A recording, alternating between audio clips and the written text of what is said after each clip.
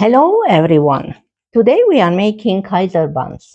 The traditional Austrian Kaiser bun. In this recipe video I will show you how to make these Kaiser buns from scratch with a signature braided design and a tender crumb. Perfect for burgers, sandwiches, or just snacking on its own. These Kaiser buns are a must try for any bread lover. So get the recipe and start baking. We start as usual with warm liquid, water or milk, and dry active yeast as our leaven. So I'm adding 3 teaspoons of dry active yeast to my water, and I'm going to add a teaspoon of sugar. It all together to dissolve the sugar and the yeast together. And then I'm going to set it aside for 5 minutes or 7 minutes until the yeast will foam, and so that ensures that the yeast is working properly. Looks good. So I'm going to set it aside and then we'll continue with the recipe. The yeast has foamed, it's all bubbly and foamy, so I'm going to add to my mixer bowl with the rest of the water. I'm going to add 2 cups of flour and start mixing it together. I'm adding just 2 cups for now, or something like that, close. And then start my machine. I have the dough hook in place and I'm going to go on low and start mixing it together.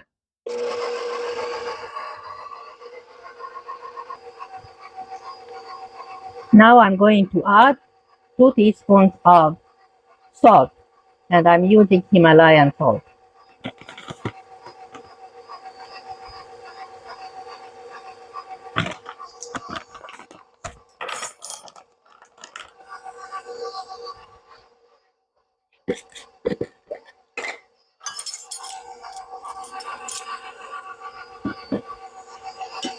I like to mix in the flour mix, add a half a cup of whole wheat flour.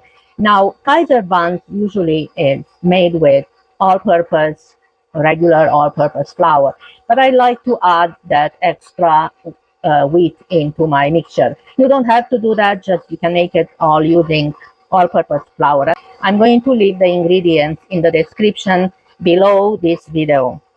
So this is mixing together, and I'm going to start to add more flour, the rest of the flour, and also I'm going to add 2 tablespoons of melted butter. Now I'm using ghee. If you are not familiar with ghee, ghee is clarified butter. So what it means, they remove the milk part and it's all just basically the grease, the fat from the butter. So ghee is clarified butter. I'm going to add now the remaining of the flour.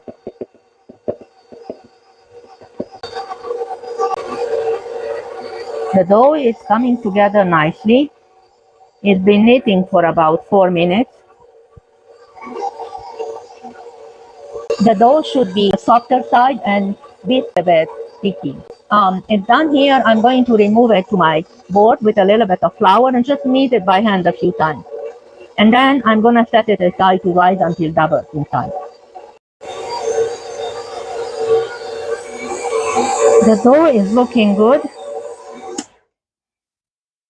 Still a bit sticky, so I'm going to remove it from my mixing bowl.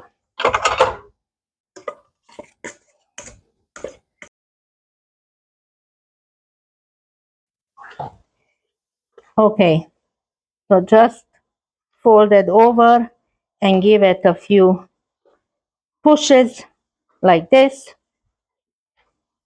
This is a very nice dough and so easy, especially with the machine, right? No problem. Okay, so there it's all done. See how nice it comes back? Okay, so I'm gonna flour this bowl and place it here, and then I'm gonna cover it and let it rise until it doubles in size. The dough has risen. It didn't take long for a dough because it's warm in the kitchen. I'm going to divide the dough.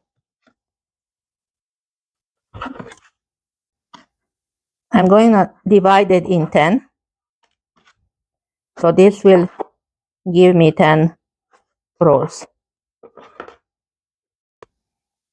If you want to make them equal, like perfectly equal, you can use a scale and measure them.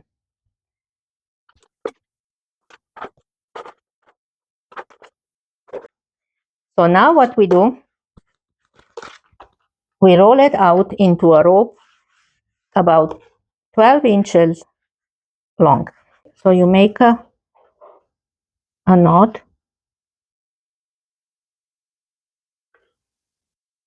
and take this under, and then this end push it through the center, and then pinch the ends together under, just like this. There it is. Okay, so from the rope you make like you would tie a knot, push it through.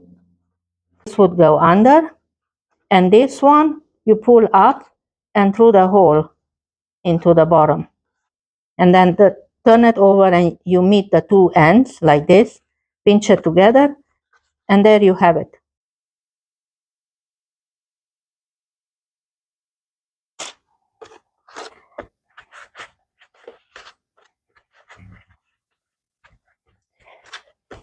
So each bun, I measured it, it should be around 115 grams.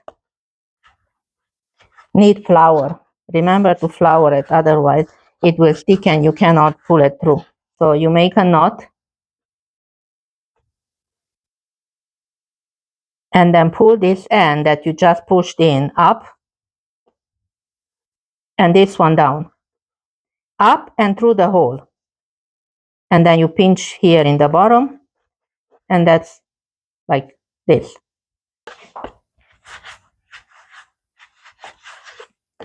So tie a knot, push this through. This one you bring it to the bottom, this one you push it through the hole into the bottom, and then they meet here in the bottom. You pinch the ends together, and that's it. Now they are ready to rest. So cover them and then rest for 30 minutes. So the buns have rested, and now we are going to wash them gently with milk, and then I'm going to sprinkle some seeds on top before baking them.